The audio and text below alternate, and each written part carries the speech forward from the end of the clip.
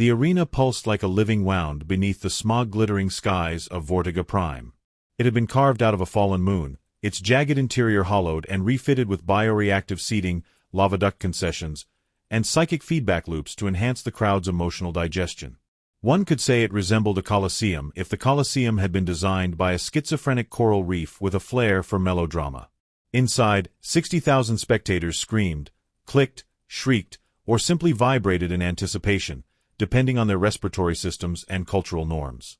At the center, the killing floor shimmered, glass, metal, and scorched stone woven into a lethal tapestry.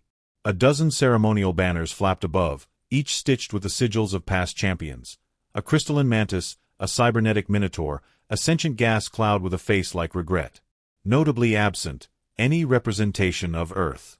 Humans were newcomers, novelties, bipedal punchlines flung onto the galactic stage after some bureaucratic treaty loophole mistook them for a viable species of military interest. Today, apparently, was humanity's turn in the ring. Not that anyone expected much. And now, boomed a voice directly into every participant's skull. It was the arena's primary commentator, a floating polyhedron named Galactic with a voice like melted brass.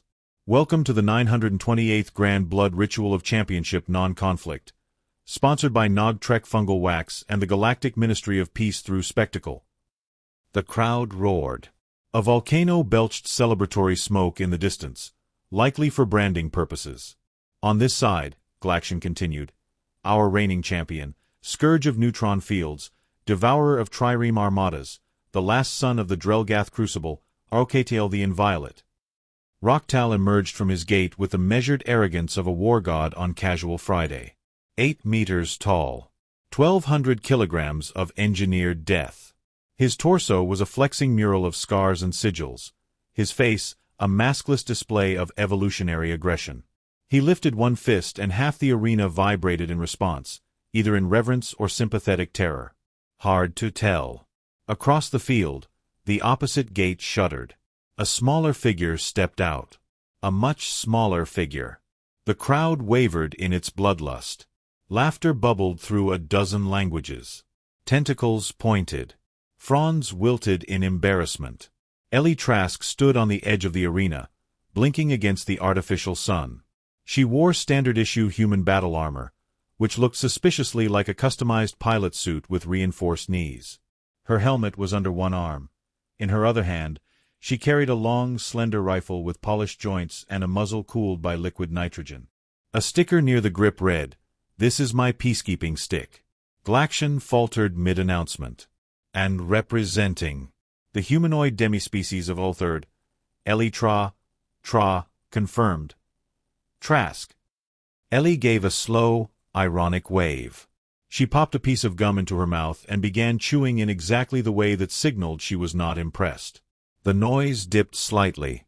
Even the KRRXKL dignitaries, who communicated exclusively through thermodynamic modulation, paused, their temperatures flattening into contemplative neutrality. A gobbet of applause scattered here and there. It felt more like polite applause at a very awkward funeral. Above it all, the holographic scoreboard updated. ROKTAL 700 000:1 odds. Ellie Trask. Free snacks if she survives 30 seconds. She walked forward without drama. Her footsteps were quiet against the cracked obsidian. Her breathing remained slow, deliberate.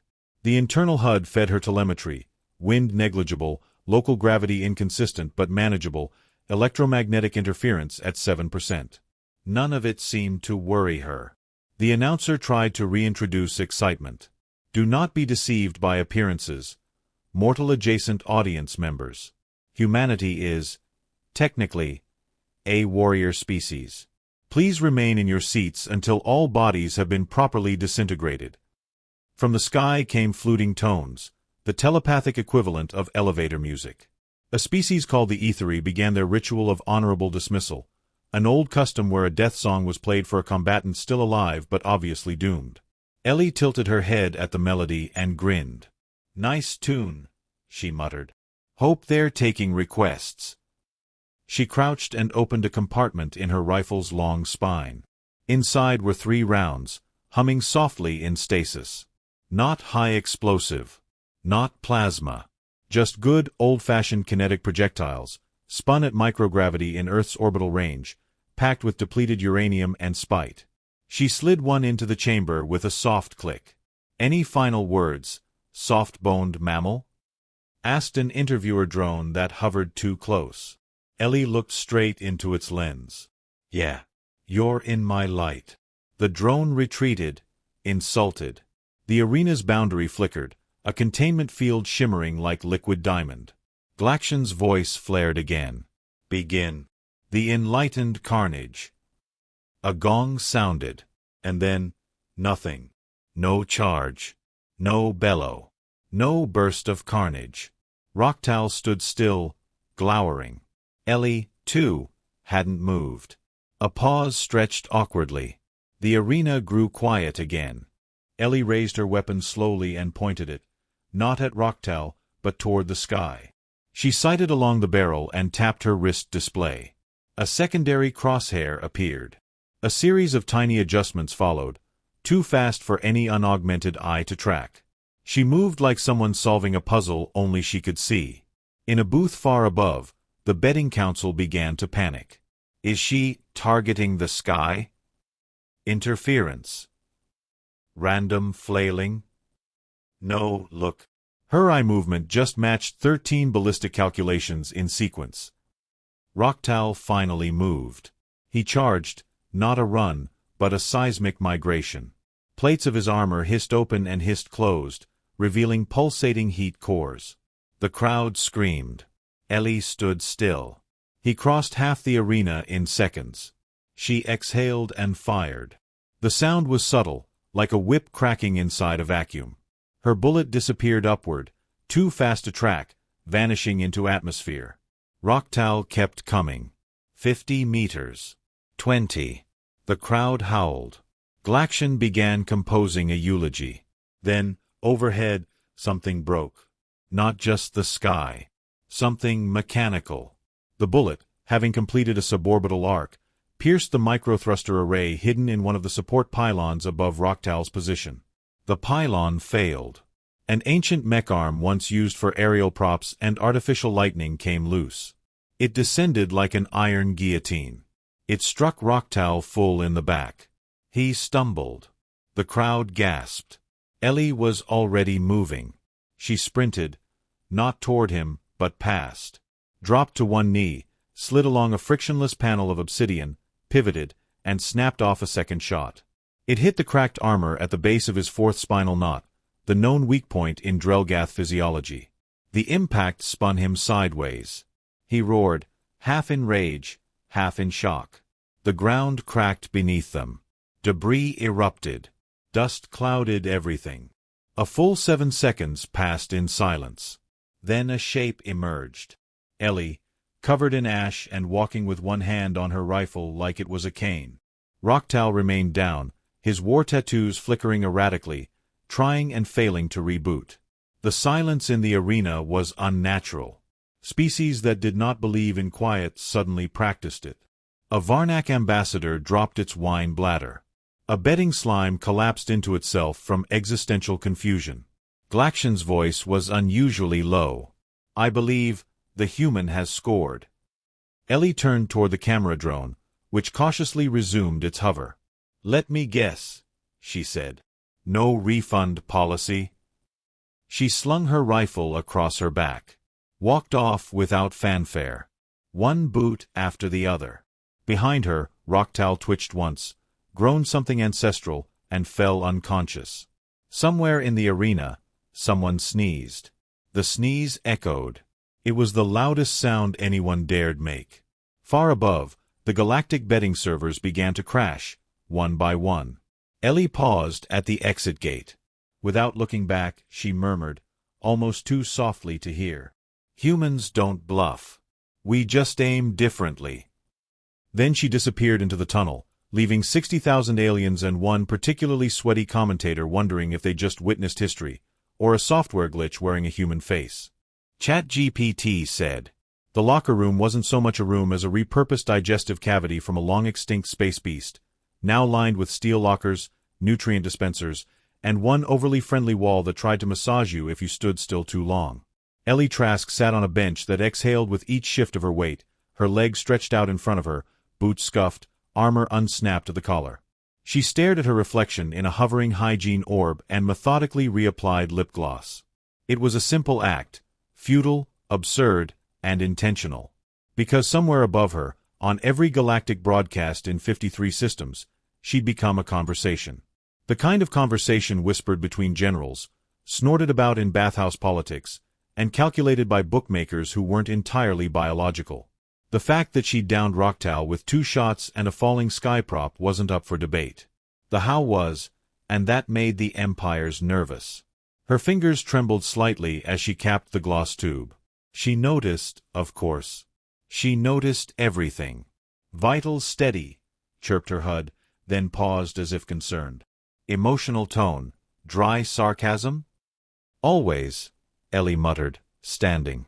She zipped up the rest of her combat suit and reached for her rifle. The weapon hummed in her palm, as if recognizing its bearer.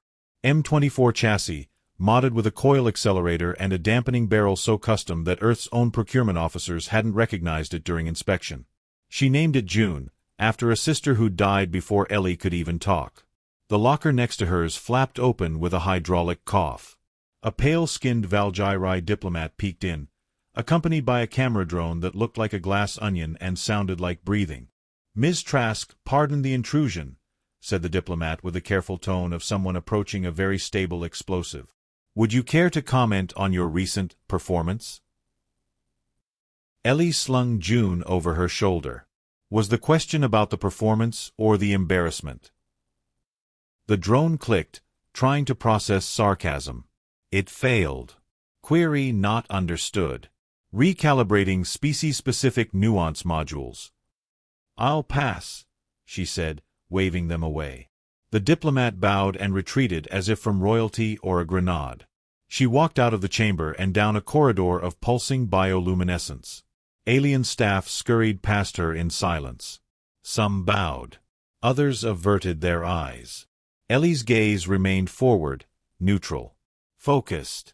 She wasn't supposed to be here, not in the next round, not alive, certainly not with a kill-to-shot ratio that made orbital AI targeting systems feel professionally inadequate. But here she was. And now, apparently, she was being given a proper match. A real one. Her boots echoed into the strategy chamber, an obsidian room ringed with displays and dominated by a single platform. On it floated her next opponent in full holographic detail. "Contestant," intoned the AI assistant. "This is your confirmed adversary. Subject, Zervath, combat rank Lambda Prime, species, karate, weight, 5.8 metric tons, armor, adaptive, intelligence quotient, 4 times galactic standard. Nickname, the Folded Fist." Zervath rotated on the screen like a predator in a museum exhibit. A mass of articulated muscle sheathed in fluidic armor that shimmered with colors designed to disrupt the viewer's focus. 2 primary arms, 4 secondary. No face to speak of, just an oculus cluster atop a wide, axe-shaped torso. According to data on the side, Zervath had never lost. Not once. Not even during a clerical simulation error, where victory had been mistakenly awarded to a phantom opponent. Zervath had still somehow won. Ellie studied the footage in silence. The karate didn't just fight, they dismantled. The way Zervath moved wasn't showy, but chillingly precise, like the universe had given it a script and it followed it without missing a beat. "What's the betting spread?" she asked, eyes flicking to the corner. The HUD complied. Odds, 1-200, 000:1 against human victory. Ellie snorted. Ah, progress. She turned to leave when the chamber lights flickered. The display dissolved, and a new feed appeared, live coverage from a press junket above the arena floor. Zervath stood amidst a gaggle of media drones and multilingual reporters, surrounded by vibrating flags and the scent of coolant and ozone. "This victory is procedural," the karate said, its voice like 1,000 knives whispering in synchrony. "The human is a statistical artifact, a procedural glitch in combat programming. We will fold her and archive her remains." Reporters from slime-based cultures emitted appreciative burbles. One from a thermal nation burst into flame in excitement. "She hears you," someone added, pointing out the shared feed. Zervatha's oculi turned toward the lens, unblinking. "Then let her feel what comes." Ellie sighed and muted the audio. Theatrics. Every galaxy had them. But the thing was, Zervath wasn't wrong. She was a statistical anomaly. No one was supposed to win like she did. 2 bullets, 2 outcomes, 0 hesitation. It made people nervous, and in her experience, nervous people asked fewer questions. Especially about her past. Not that she'd answer. Down in the weapons bay, she walked past a trio of technicians struggling to carry a single railgun designed for a 6-limbed mercenary. They stopped as she passed. One saluted. Another whispered something in a dialect she recognized from a long-ago battlefield. Something reverent. Something that used to be spoken only about dead heroes. She hated that. Her suite was quiet, almost monastic. A small cot, a workbench, and a viewport looking out onto the barren moonscape orbiting Vortiga Prime. She knelt before the bench, placed June across her lap, and began disassembling her piece. Cleaning it was a ritual. Not for accuracy, she'd long since tuned it past the point of conventional fault, but for control. Control of the variables. Control of the moment. Control of herself. Her hands moved in perfect rhythm. Magazine. Chamber. Trigger spring. Everything had its place. When she was done, she slid open a side compartment under the cot. Inside, an old analog photograph. Creased. Faded. 3 figures in dusty combat gear, smiling despite the filth. Ellie was in the middle. To her left, a tall man with an easy grin. To her right, a woman with bright eyes and a sniper rifle slung upside down. Maya. She stared at the photo for a long moment, then slid it back without ceremony. The intercom chirped. "Combatant Trask, report to pre-arena chamber Delta 7. She rose, strapped June to her back, and walked out. The hallway seemed darker than before. Or maybe her eyes had just stopped trying. Pre-arena Delta 7 was cavernous, yet unremarkable. Just another place where someone expected her to die. A circular platform at the center slowly descended into the arena bowl below. She stepped onto it, glanced around, then let her breath settle. Above her, the crowd was already surging. Bright lights. Scanners. Drones. Fireworks made of condensed gas harp particles. The karate contingent floated above their seats like glimmering bladed eels. Their cheers didn't sound like sound. They sounded like tectonic shifts grinding through synthetic mountains. Behind Ellie, a commentator she couldn't see began their introduction. And now, a battle so unfair, we needed 3 waivers and a moral waiver from a reluctant monk species to sanction it.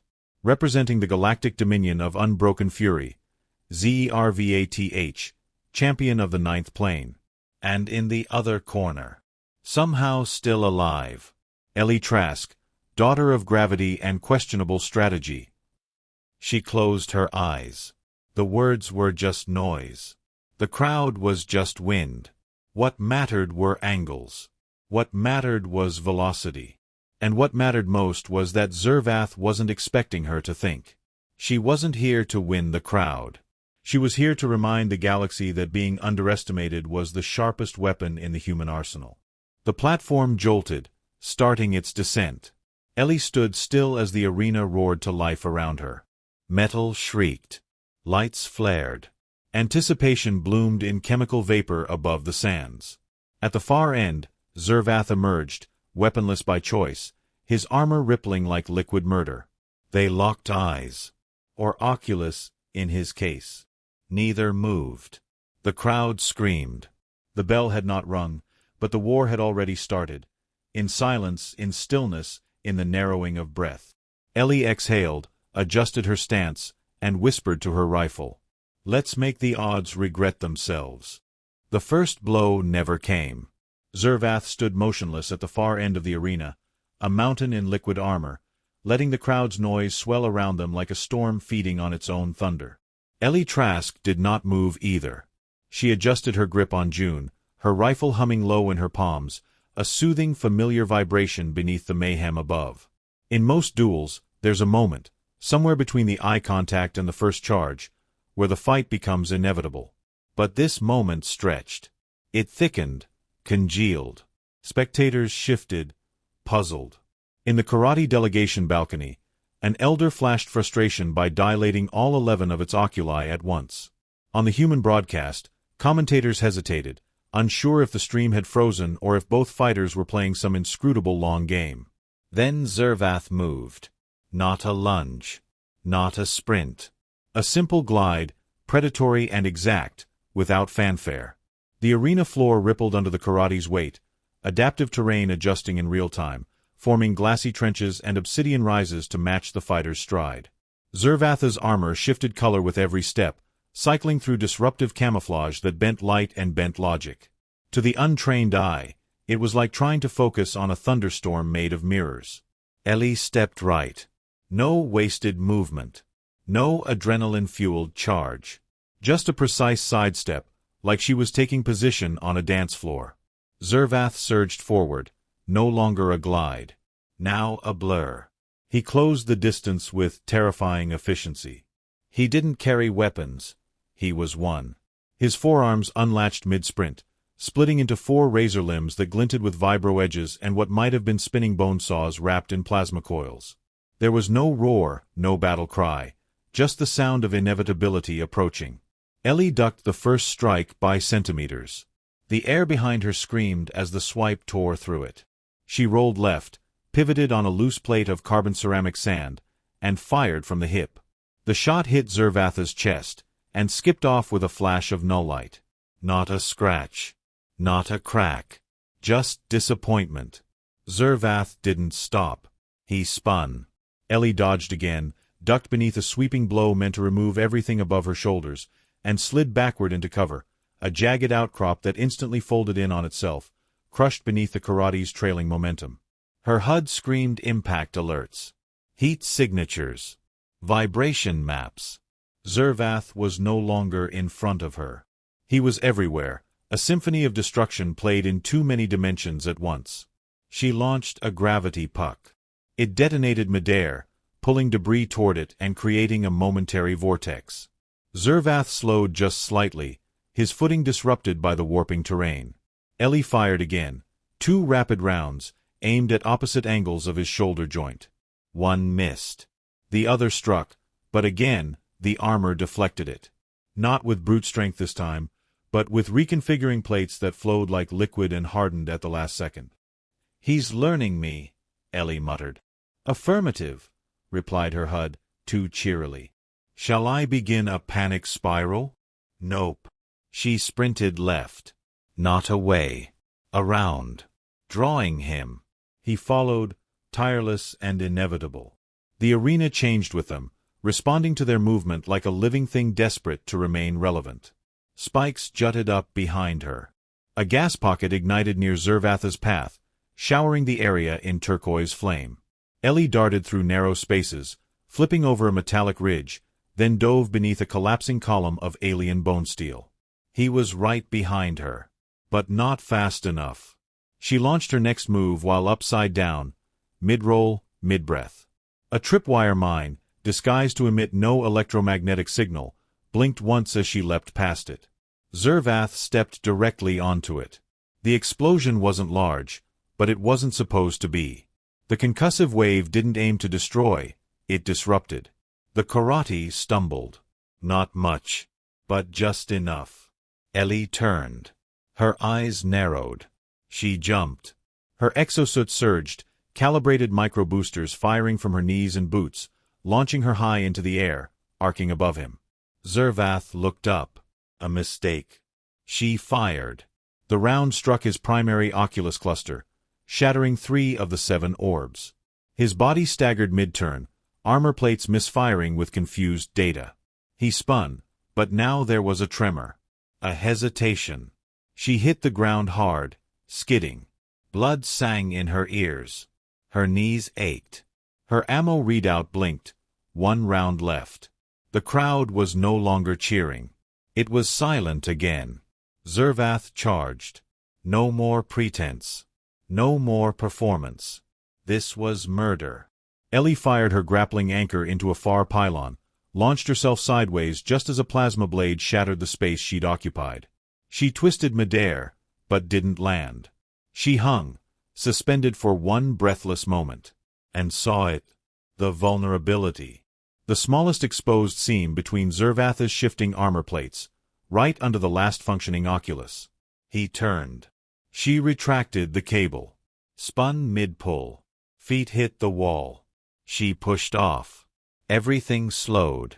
Her heart thudded once. Twice. Her breath was still. June's barrel aligned. The round left the chamber. It didn't scream. It whispered. The whisper sliced through space and matter and struck the mark. Zervath convulsed. No explosion. No collapse. Just stillness. The armor lost its cohesion. The color shifted, then faded. He dropped to one knee. A whimper echoed from some corner of the arena. Then he toppled. Ellie landed hard. Rolled. Stood. Rifle lowered. The crowd didn't erupt. It held its breath, as if afraid to acknowledge what just happened. Her HUD blinked again. Match. Concluded. Winner. Trask, E. Above, Galaction's voice stuttered. We, ladies and gentle beings, we believe a human has once again disproven the laws of probability and dignity. No cheers. Just awe. And then, thunder. Applause from 1,000 different species, in 1,000 different tones. Screeches. Chants. Flamethrower bursts of joy. Even the karate, once silent in their superiority, stood uncertain. Ellie didn't smile. She looked down at Zervath's motionless form and exhaled slowly. Her knees trembled. Her pulse spiked. Then, steadied. She walked. Not quickly. Not like a victor. Like someone finished with her shift. The drone swarm descended. Microphones bloomed. Questions fired like bullets. Do you represent Earth's new military initiative? What is the Trask maneuver? Are you genetically modified? Would you consider a line of action dolls? Ellie didn't stop. She passed them all and stepped into the launch tunnel, where the lights dimmed behind her. One voice called out from above. Ellie, what do you call that shot? She paused, just once, glanced over her shoulder, and said, Basic geometry. Then vanished into the shadows, leaving behind a stunned galaxy and one rifle, still warm, still whispering. Somewhere beyond the arena, where the lights no longer reached and the echo of bloodlust had yet to catch up, Ellie Trask sat on a bench made of polished glass and indecision. She'd cleaned her rifle already. The motions had been muscle memory. She didn't remember walking to this waiting corridor. Or if anyone had spoken to her on the way. Maybe they had. Maybe they hadn't dared. What she did remember was Zervath's final moment. Not the fall, not the impact, but the look. Not fear. Karate didn't register emotion the way mammals did, but confusion. Not at pain. At error. As if the universe had finally stopped following the rules, and somehow the anomaly had a face and a human heartbeat. Footsteps approached. Not brisk. Not official. Not clumsy enough to be a fan. It was Ambassador Yelvon of the Eiklonox, an elder, practically ancient, though no one knew exactly how long the Eiklonox had been involved in politics or why their species resembled a web of bioluminescent cartilage floating in a containment robe. He stopped, hovered. You are aware, he said without preamble, that what you've done is diplomatically catastrophic. Ellie tilted her head. Which part? The part where an apex predator with a perfect record lies twitching in an infirmary because you brought a glorified stick to a techno-theological slaughterhouse. The part where entire combat-based economies just watched their living gods fail to kill a lone mammal with sarcasm issues and glorified trigonometry. Ah, Ellie said. That part. Yelvon folded in a little, an action that might have been frustration or acid reflux. There is already talk of tribunal investigations. Karate leadership demands we recalibrate our species classification system. Apparently, non-threat is no longer acceptable terminology. Ellie shrugged. I didn't start that classification.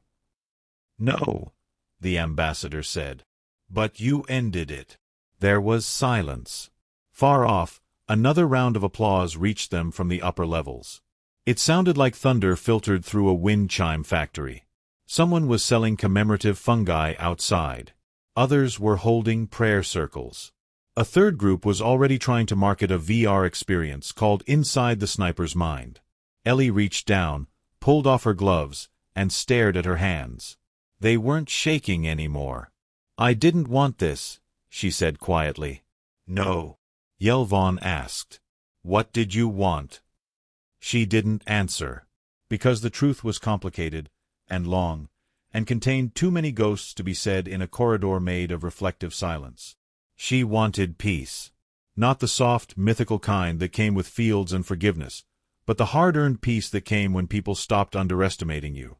When you didn't have to explain what you could do. When you didn't have to prove it. That kind of peace came only after war. Or sometimes, aftermath. Yelvon shifted. Earth will receive diplomatic overtures within the hour. Trade agreements, military alliances, ambassadorial visits. Someone's already sent a cake. Ellie blinked. A cake. Triple-iced hydrogen sponge, traditionally offered before peace talks. It combusts if not refrigerated. Charming. She sighed. And what do you want, Ambassador? He paused. What do I want? For the record, I want a vacation, fewer teeth, and 1 week without an existential rebalancing of the galactic hierarchy. But failing that, I want your people to understand what you've done. I didn't mean to start anything, Ellie said. It was just a job. He looked at her, not with eyes, but with a presence that made her feel catalogued. No. It was a reminder. You are small. You are fragile. You are underestimated. You are human. And in that last label was the galaxy's first miscalculation. A chime sounded. Ellie's wrist display flickered. A message from Earth's provisional delegation. Urgent. You're invited to the negotiation table. Dress code. Unspecified. Mood. Terrified. She ignored it. Instead, she walked to the viewport at the corridor's edge. Outside, moons hung above the horizon like coins caught mid-toss. One of them still glowed faintly with the afterburn of the previous match's pyrotechnics. Below, the arena floor was being rebuilt. Machinery crawled over the landscape like ants tidying up the evidence. Yelvon remained quiet behind her. She knew he wouldn't leave until he was certain she wasn't going to explode anything else. Do you know how many confirmed kills you have now? He asked. Ellie didn't look back. I never counted the ones who mattered. The ambassador studied her for a long moment. Is it fear you want? No, she replied. But it's useful. The doors behind them hissed open again. This time, it was a cluster of journalists, surrounded by security and trailing floating mic drones with glowing logos and ad feeds trailing like comet tails. Ellie Trask, is it true you once won a siege using only a spoon and orbital timing? What do you say to claims that your rifle is semi-sentient? Would you describe your combat philosophy as minimalist homicide or ironic lethality? She raised her hand. They quieted instantly.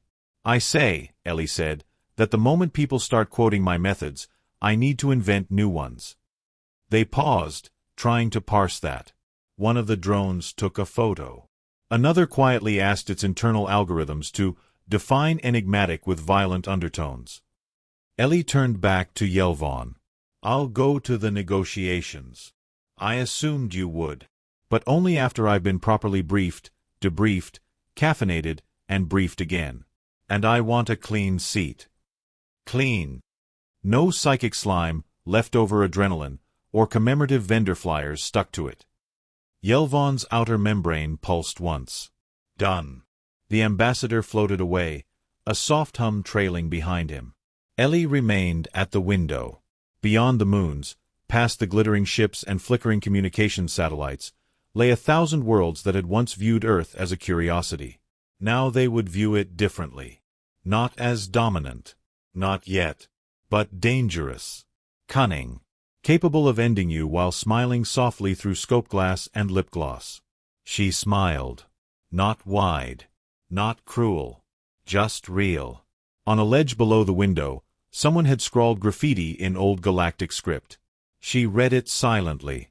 Fear is the respect you weren't invited to ask for. Her comm unit buzzed again. A new message. Audio file. She tapped it open. It was a song. A human song, old, grainy, warbled through static, like someone had recovered it from a broken satellite. She recognized it. A melody Maya used to hum during Overwatch, fingers resting just behind the trigger, breath steady. Something about leaving the lights on, just in case. Ellie closed her eyes. Listened. Didn't cry. Didn't need to. She turned from the window and walked down the corridor, rifle slung low, head high. The galaxy had miscalculated. It wouldn't again.